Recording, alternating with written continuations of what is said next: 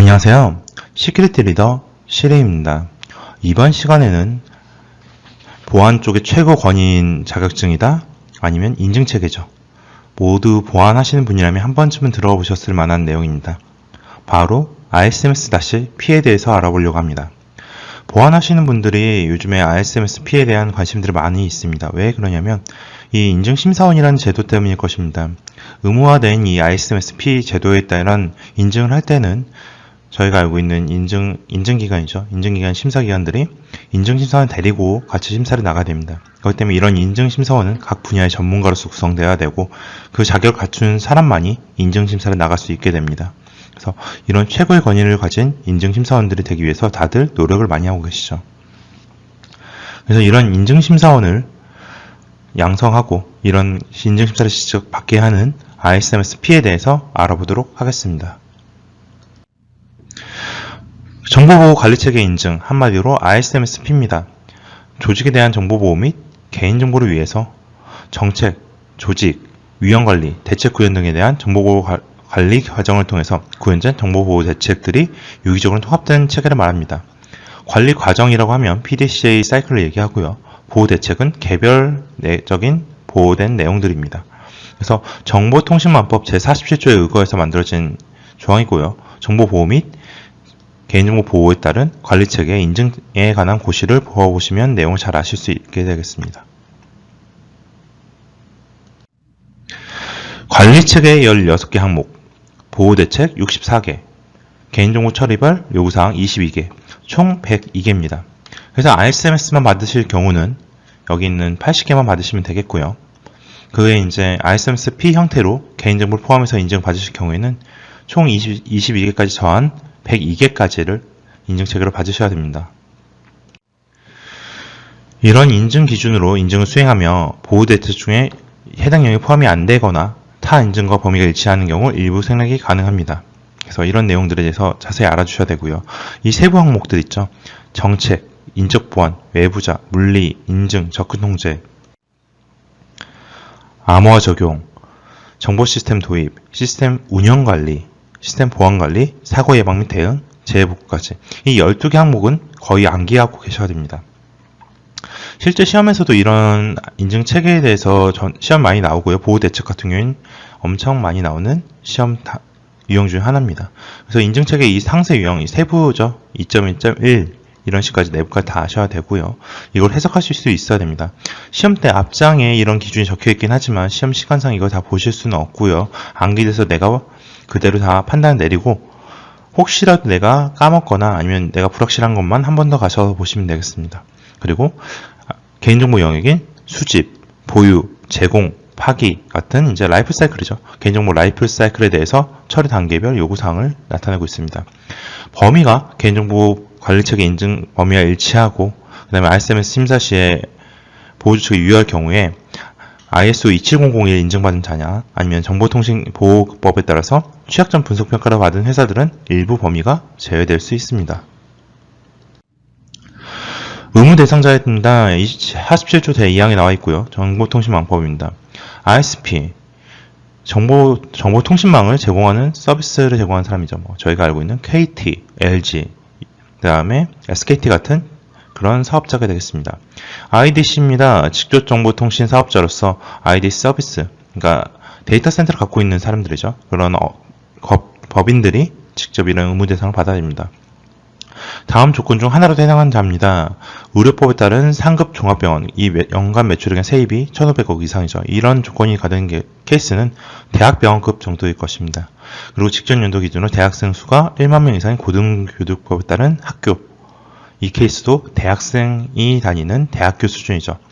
대학병원이나 대학교에서 받아야 되는 조건이 추가가 됐었습니다. 그래서 이 부분도 여전히 계속 많이 받고 있고 여전히 말도 많이 나오고 있습니다. 정보통신 서비스 부문으로 전년도 매출이 100억 원 이상인 자, 직전 연도 정보통신 서비스 일일 이용자 수가 100만 명 이상인 자로 이런 조건들이 포함된 자는 반드시 이런 ISMS 인증을 받아야만 합니다. ISMS는 필수인데요. ISMS-P라고 해서 개인정보 쪽까지는 필수는 아닙니다. P는 의무가 아닌 자율로서 진행하고 있습니다. 인증심사 절차입니다. 신청기관에서 인증심사를 신청하게 되면 인증기관은 예비점검 및 계약을 하게 됩니다. 그러면서 심사팀을 꾸려서 실제 인증심사를 진행을 하고요. 그런 심사가 최종으로 완료되면 보완조치 및 결과를 산정하게 되고, 그 결과를 신청기관에서 어떻게 보완을 하겠다고 제출하게 되고, 이 내용으로 심사 결과 보고서를 키사에 제출합니다. 키사는 인증위원회에 해당 내용을 의결 요청을 하게 되고요. 이 의결 요청에 따라서 결과를 통보받게 됩니다. 그럼 최종적으로 키사가 인증서를 신청기관에 발급하는 방식으로 가고 있습니다. 아까 처음에 말씀드렸다시피 RSMS 인증심사원이라는 제도가 있습니다. RSMSP를 인증을 수행할 수 있는 자격을 갖춘 사람으로서 키사죠. 한국인터넷진흥원에서 수행하는 자격검정을 통과해서 필기 및 실기시험을 통과한 사람들입니다. 그래서 보안 분야 최고 권위의 자격증으로 이 내용에 따라서 이제 인증심사원이라고 하시면 보안에서도 많이 인정해주고 있습니다. 매년 1,500명 이상의 인원들이 응시하고 있고요. 자격 조건도 그렇게 낮지는 않습니다. 4년대 이상 졸업한 이상 경우에 또는 동정학력을 취득한 자로 정보보호 경력 및 개인정보 경력을 각 1년씩, 그리고 정보기술 경력을 6년 이상 해서 같이 보유를 해야 됩니다. 그렇기 때문에 이 경력 자체가 상당히 까다롭습니다. 전문학사의 경우 8년, 수업연이 3년인 전문학사의 경우 7년, 고등학교 졸업자 고졸 같은 경우는 10년의 경력이 있어야지만 됩니다. 모든 해당 경력은 신청의 기준 최근 10년의 경력이 하나에서만 인정되며 학업 취득 기간 및 유관 경력 기간이 중복된 경우 중복 인정은 되지 않습니다. 응시 조건 자체가 까다로운 편이죠. 그래도 매년 이 경력이 되시는 분들의 대부분이 이 시험을 보시며 이 시험을 봐서 통과되는 분들은 엄청난 혜택이 있다고 합니다. 이런 혜택은 바로 인증심사원으로 나갈 수 있는 건데요. 다른 회사에 대해서 인증평가를 내리며 그 회사에 대해서 실제 심사를 통해서 그 회사가 정상적인 PDCS 사이클로 인증 체계를 관리하고 있는지 없는지를 판단하게 됩니다. 이 기간 동안에는 똑같이 공무원과 동일하게 대우를 받으며 다 김영란법에 적용 대상자입니다. 그래서 이런 부분에 대해서 잘 주의하시면 좋을 것 같습니다.